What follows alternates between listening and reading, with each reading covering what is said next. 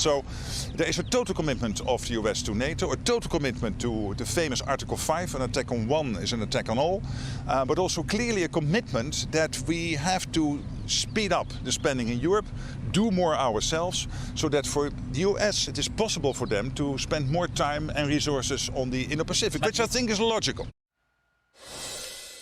That's NATO Secretary General Mark Rutte at the White House Thursday on the need for Europe to spend more on defense as the U.S. is bolstering its defense in the Pacific against that growing threat of China.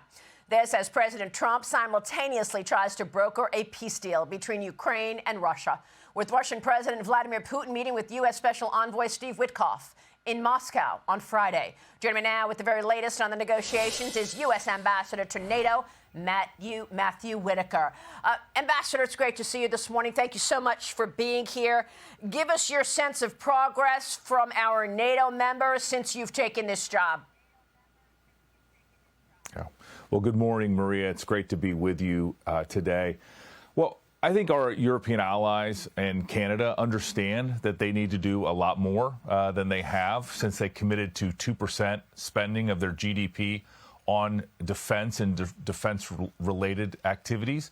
But, you know, the message now is that's not enough. We have a dangerous world. You mentioned Iran, you know, China, Russia is obviously threatening our European allies especially.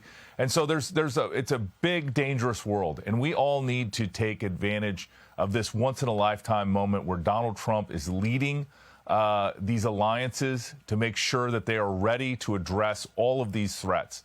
And, you know, I'm proud to work for him and to deliver this message here in Brussels and across the NATO alliance that we need to spend more money. That money needs to be dedicated to lethality, warfighting. We need to get rid of all the nonsense that we've seen kind of infiltrate our defense complex. And, you know, we're moving out as fast as we can, heading to a summit at the end of June in The Hague that I think is going to be really historical. And when you say it will be historic, what are you expecting in Hague? I mean, right now, the president is balancing pushing these members to do the right thing and increase their spending on defense while also instituting economic tariffs. So how is that playing into everything?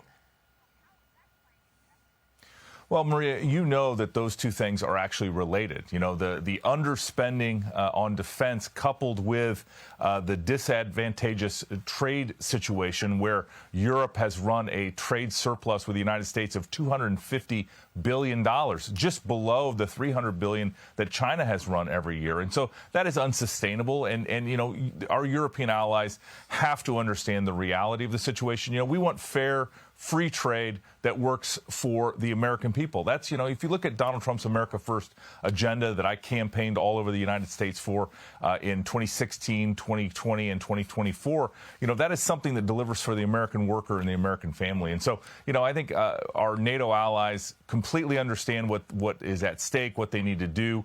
And they also understand that the American people are an ally, that we stand for freedom and liberty all over this globe, and we fully expect that at the end of June we will sign a historic declaration with President Trump there leading the way. And so it's an exciting time, but you know, there's a lot of hard work, and we're rolling up our sleeves to do it. President Trump told me that he has already saved the United States $5 billion a day, that it was costing us $5 billion a day in tariffs, and now it is at a flat level. That is an incredible number that the president told me about. I want to get your take on what you're expecting to be the first deal with regarding tariffs. Yeah, well, I mean, if you know anything about Donald Trump, he is the consummate deal maker. He wrote the book on it.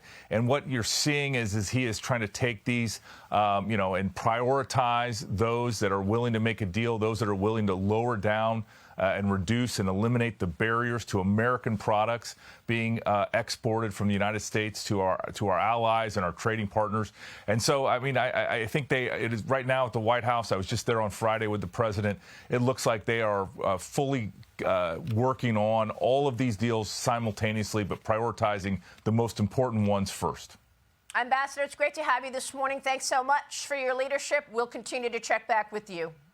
U.S. Ambassador to NATO, Matthew great to see you, Whitaker. Maria. Thank you. Thank you, sir. Hey, Sean Hannity here. Hey, click here to subscribe to Fox News YouTube page and catch our hottest interviews and most compelling analysis. You will not get it anywhere else.